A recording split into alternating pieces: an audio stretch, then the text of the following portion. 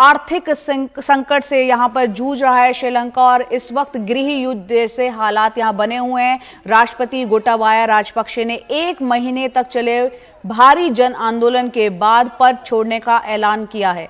गोटाबाया राजपक्षे ने कल स्पीकर महिंदा अभयवर्धने को इसकी जानकारी दी कि वो 13 जुलाई को इस्तीफा दे देंगे और इस खबर के बाद प्रदर्शनकारियों ने कोलंबो की सड़कों पर जश्न मनाते हुए आतिशबाजी की।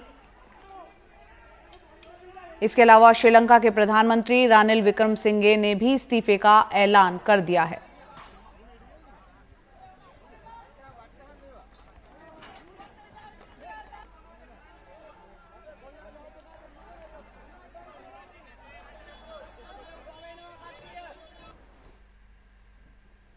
और इस वक्त हमारी सहयोगी कादम्बनी शर्मा हमारे साथ बनी हुई हैं फोन लाइन पर। कादम्बनी, कल जो तस्वीरें हमने देखी श्रीलंका की, गृह युद्ध जैसी स्थिति नजर आई। राष्ट्रपति भवन के अंदर आम प्रदर्शनकारी पहुंच गए, उनको रोकने की कोशिश की गई थी।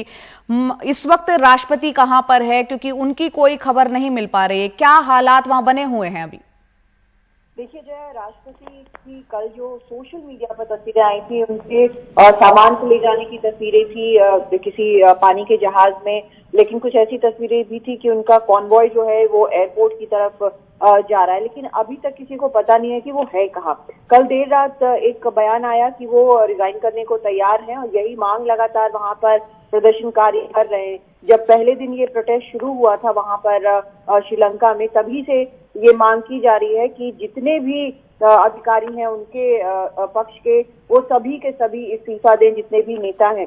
उन्होंने भले ही अपने भाई को हटाकर रानिल विक्रमसिंघे को अपॉइंट किया पीएम के तौर पर, लेकिन वो भी बहुत कारगर नहीं हुआ, क्योंकि कल हमने जो 3 महीने से लगातार प्रदर्शन चल रहा है श्रीलंका की सड़कों पर, हमने देखा कि उनके भी इस्तीफे की मांग हुई, पीएम के इस्तीफे की मांग भी हुई। तो ये हालात वहां लगातार बने हुए हैं। प्रेसिडेंट कहाँ है पता नहीं है, लेकिन वो 13 जुलाई को रिजाइन करने की बात उन्होंने कल कह दी है। पीएम भी कह चुके हैं कि वो रिजाइन करेंगे। अभी जो खबरें आ रही है, जो तस्वीरें आ रही हैं, कल जब राष्ट्रपति भवन में घुसे जब प्रदर्शनकारी, उस वक्त फायरिंग की पुलिस की तरफ से या सेना की तरफ से, उसकी तस्वीरें हैं। तो रोकने की पूरी कोशिश हुई है, लेकिन कामयाब वहां पर सिक्योरिटी फोर्सेस नहीं हो पाई। हमने देखा कि वो अंदर घुसे भी प्रदर्शनकारी। देर रात एक और तस्वीर आई कि रानिल विक्रमसिंघे का जो निजी आवास है उसको उन्होंने आग लगा दी है और वहां पर आज हमने देखा कि कैसे सीआईडी की टीम्स पहुंची हुई है जानने के लिए कि क्या हुआ। तो ये सभी चीजें वहां पर लगातार चल रही है, लेकिन उम्मीद करनी चाहिए कि अब जब इस्तीफा हो गया है और एक सर्वदलीय सरकार वहां पर बनेगी तो शायद लोग थोड़ा शांत हो, उनका आक्रोश शांत हो। लेकिन अभी भी वो राष्ट्रपति भवन में घुसे हैं और कह रहे हैं, जो लोकल रिपोर्ट्स आ रही हैं, कि हमसे जो लूटा गया पैसा है वो हम खोज रहे हैं और काफी मात्रा में वहां पर करेंसी मिला है, ऐसी भी खबरें हैं, हालांकि पुष्टि इसकी नहीं है। तो देखते हैं कि अब वहां पर स्थिति क्या होती है। अब वहां स्थिति क्या होती है। कादम्बनी, यहाँ 2 बातें आप थोड़ा हमारे दर्शकों को समझाएं। एक तो किस तरह से ये अचानक 3 महीने से हम देख रहे हैं किस तरह के प्रदर्शन और यहाँ एक पॉलिटिकल टर्मोइल देखने को मिला है, ये हालात क्यों यहाँ पर पैदा हुआ और एक आम इंसान इस वक्त वहां कैसे जी रहा है, जबकि राजनीतिक उठापटक मची हुई है, देश आर्थिक संकट से गुजर रहा है। किस तरह की मुश्किलातें एक आम श्रीलंका के नागरिक को पेश आ रही हैं?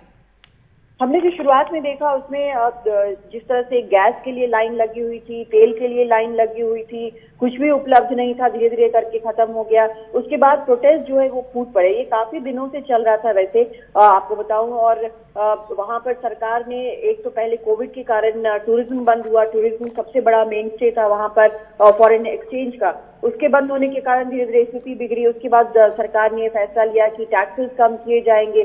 उसका क्या फिनेंशियल रीजनिंग था वो साफ नहीं है, शायद लोगों को राहत देने के लिए, लेकिन एक्सपेक्टर के पैसे कम हो गए। तीसरी तरफ जो ऑर्गेनिक फार्मिंग की बात की गई, अचानक रातों रात ये निर्णय लिया गया और बंद कर दिया गया।